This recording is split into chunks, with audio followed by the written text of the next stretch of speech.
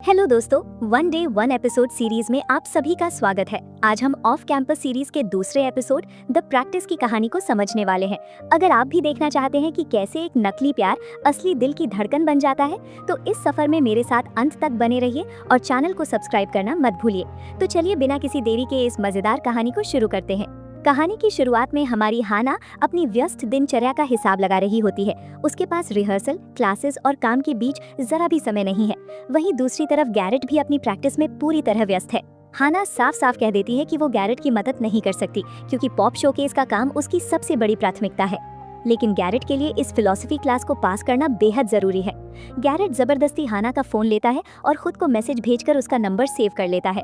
वो हाना को आज रात 9 बजे मिलने का समय देता है। गैरेट उसे बताता है कि उनके बीच नकली डेटिंग का नाटक होना चाहिए ताकि जस्टिन का ध्यान हाना की तरफ खींचा जा सके। हाना कहती है कि वे सिर्फ हाथ पकड़कर घूम सकते हैं, लेकिन गैरेट इस बात को हंसकर टाल देता है और कहता है कि हाथ पकड़ने से कोई लड़का कभी नहीं जलता। जस्टिन को जलाने के लिए उन्हें सच में किस करने का नाटक करना होगा। गैरेट हाना को समझाता है कि कॉलेज का मशहूर गॉसिप पेज फिफ्थ लाइन, जिसे जूल्स चलाता है, उस पर जगह पाने के लिए उन्हें अपने इस नकली रिश्ते को बिल्कुल असली दिखाना होगा। गैरेट इस पूरे प्लान को हॉकी की रणनीति की तरह समझाता है, जिसमें पहले फेज में तालमेल बनाना है, दूसरे फेज में भीड़ और जस्टिन के सामने प्यार का दिखावा करना है और तीसरे फेज में दोनों का दर्दनाक ब्रेकअप होगा, जिसके बाद जस्टिन हाना के टूटे दिल को संभालने के लिए खुद दौड़ कर आएगा। हाना को ये अजीब योजना बहुत मजेदार लगती है और वो इसके लिए हाँ कह देती है। जब हाना गैरेट को पढ़ाने उसके घर पहुंचती है तो उसका सामना गैरेट के नटखट और अजीब दोस्तों से होता है। वहां जूल्स भी मौजूद होता है जो गॉसिप पेज चलाता है। गैरेट हाना को अपने कमरे में ले जाता है जहां उसका दोस्त डीन लगभग बिना कपड़ों के घूम रहा होता है, जिससे हाना थोड़ा असहज हो जाती है। पढ़ाई के दौरान हाना उसे नीत्शे और कांत की फिलॉसफी समझाती है। गैरेट को ये तो पता होता है कि नीत्शे व्यक्तिगत नैतिकता की बात करते थे और कांत कर्तव्यों की, लेकिन वो इस उलझन में होता है कि दोनों अलग होकर भी सही कैसे हो सकते हैं। हाना कहती है कि फिलॉसफी में सही या गलत जैसा कुछ नहीं होता, बल्कि ये सब इंसान के अपने नजरिए का खेल है। इसी बीच हम हाना की सहेली एली और उसके बॉयफ्रेंड शॉन की कहानी देखते हैं।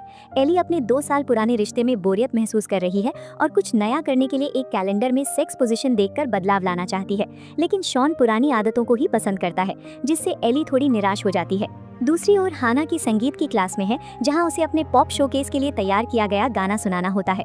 हाना का ये पहला मौका है, लेकिन उसके गाने को सुनकर बाकी छात्र और प्रोफेसर उसे रचनात्मक आलोचना देते हैं। उनका कहना है कि हाना का संगीत किसी फिल्म के बैकग्राउंड स्कोर जैसा लगता है, जैसे वो अपनी खुद की कहानी बयान करने के बजाय किसी और की कहानी के पीछे छिप रही हो। वो उसे सलाह देते हैं कि उसे अपने संगीत के जरिए अपनी भावनाओं की गहराई में उतरना होगा। क्लास खत्म होने के बाद गैरेट और हाना की मुलाकात अगली क्लास में होती है।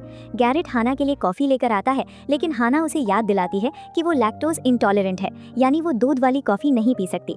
फिर भी गैरेट कहता है कि जस्टिन को दिखाने के लिए उसे नाटक करना होगा कि वो उससे प्यार करती है। ठीक उसी समय जस्टिन वहां पहुंच जाता है और गैरेट जानबूझकर हाना के करीब आ जाता है। वो हाना के बालों से खेलता है और उस पर पूरा ध्यान देता है ताकि जस्टिन जलन महसूस करे। जस्टिन को सचमुच उनकी तरफ देखते हुए गैरेट हाना के चेहरे के काफी करीब आ जाता है, जिससे हाना थोड़ा शर्मा जाती है। इसके बाद कॉलेज में डीन और बो बड़े ही मजाकिया अंदाज में मैक्सवेल डी लॉरेंटिस के जन्मदिन की पार्टी का ऐलान करते हैं। ये पार्टी केप कॉड में होने वाली है और इसका थीम है डायनामिक डुओ।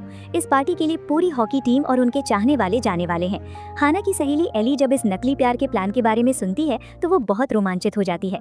वो कहती है कि ये योजना पूरी तरह से पागलपन भरी है, लेकिन उसे ये बहुत पसंद आई। एली हाना को सलाह देती है कि जस्टिन का ध्यान खींचने के लिए उसे साधारण लड़की के बजाय थोड़ा हॉट और अलग अंदाज में तैयार होना चाहिए। एली खुद भी अपने बॉयफ्रेंड शॉन के साथ इस पार्टी में जाने का फैसला करती है, क्योंकि वो अपने नीरस हो चुके रिश्ते में थोड़ा रोमांच वापस लाना चाहती है। वो कहती है कि हालांकि वे दोनों सोलमेट्स हैं, लेकिन कभी कभी रिश्तों में बोरियत आ ही जाती है। गैरेट हाना को मैच देखने आने के लिए कहता है, क्योंकि उसका मानना है कि अगर हाना उससे प्यार करती है तो उसे हॉकी भी पसंद होनी चाहिए। आखिरकार मैच का दिन आ जाता है, जहां ब्रायर की हॉकी टीम का मुकाबला चैटम क्लोवर्स से होता है। हाना स्टेडियम में पहुंचती है और वहां उसकी मुलाकात फिर से जूल से होती है, जो पूरे खेल पर नजर रखी है। मैच शुरू होने से पहले हाना की मुलाकात टीम के कोच से होती है। कोच हाना को बताते हैं कि गैरेट के पिता एनएचएल के इतिहास में सबसे बेहतरीन खिलाड़ियों में से एक रहे हैं। इस वजह से गैरेट पर हमेशा अपने पिता के नाम को बनाए रखने का बहुत भारी दबाव रहता है। वो खुद को साबित करने के लिए दिन रात मेहनत करता है। जब हाना वेट रूम में गैरेट को पढ़ाने पहुंचती है तो वो हैरान रह जाती है। गैरेट एक साथ 2 काम कर रहा होता है। वो भारी वजन उठाते हुए जॉन लॉक की फिलॉसफी पढ़ रहा होता है। दोनों के बीच बेहद प्यारी और मीठी नोकझोंक होती है। गैरेट उसे चिढ़ाता है कि अगर उन्हें सबको विश्वास दिलाना है कि दोनों सच में डेट कर रहे हैं तो हाना को उसके मजाक करने पर शर्माना बंद करना होगा। वे दोनों इस बात पर बहस करते हैं और गैरेट उसके काफी करीब आ जाता है। वो कहता है कि क्या वे किस करने की भी प्रैक्टिस कर सकते हैं, लेकिन हाना अपनी शर्त पर अड़ी रहती है कि उनके बीच कोई असली किस नहीं होगा। इसके बाद मैच शुरू होता है। मैदान पर गैरेट और लोगन की जोड़ी का कमाल देखने को मिलता है। वे दोनों एक दूसरे को बेहतरीन पास देते हुए खेल पर पूरी तरह कब्जा कर लेते हैं। अंत में गैरेट अकेले ही गेंद को आगे बढ़ाते हुए एक शानदार गोल दाग देता है। स्टेडियम में बैठी हाना ये देखकर बहुत प्रभावित होती है और मानती है कि गैरेट वाकई बहुत अच्छा खिलाड़ी है। इस पर जूल्स कहती है कि दिक्कत यही है कि गैरेट खुद भी ये बात बहुत अच्छे से जानता है। मैच जीतने के बाद टीम के लड़के अनोखे अंदाज में जश्न मनाते हैं। फिर समय आता है उस बहुप्रतीक्षित पार्टी का। केप कॉड में बने लाहिशान समर हाउस में पार्टी शुरू होती है। जब हाना वहां पहुंचती है तो उसने बहुत ही आकर्षक कपड़े पहने हैं। एली की सलाह सच साबित होती है क्योंकि हाना को इस रूप में देखकर गैरेट भी दंग रह जाता है। वहां जूल्स हाना से बात करने आती है। जूल्स को इस बात पर थोड़ा शक होता है कि गैरेट जैसा लड़का जो कभी गर्लफ्रेंड नहीं रखता वो अचानक हाना के साथ इस तरह के गंभीर रिश्ते में कैसे आ गया। जूल्स हाना से सीधे पूछती है कि उनके बीच आखिर क्या पक रहा है, लेकिन हाना बहुत ही समझदारी से बात को संभाल लेती है। तभी गैरेट वहां आकर हाना को एक बंद कैन वाली ड्रिंक देता है क्योंकि उसे याद रहता है कि हाना पार्टियों में शराब पीना पसंद नहीं करती। गैरेट की इस समझदारी और केयरिंग नेचर को देखकर हाना के दिल में उसके लिए एक अलग ही इज्जत पैदा हो जाती है। पार्टी का रोमांच तब और बढ़ जाता है जब जस्टिन वहां पहुंचता है। जस्टिन को आया देखकर गैरेट और हाना तुरंत अपने खेल में लग जाते हैं। जस्टिन को लगातार अपनी तरफ देखते हुए गैरेट हाना को डांस फ्लोर पर ले जाता है।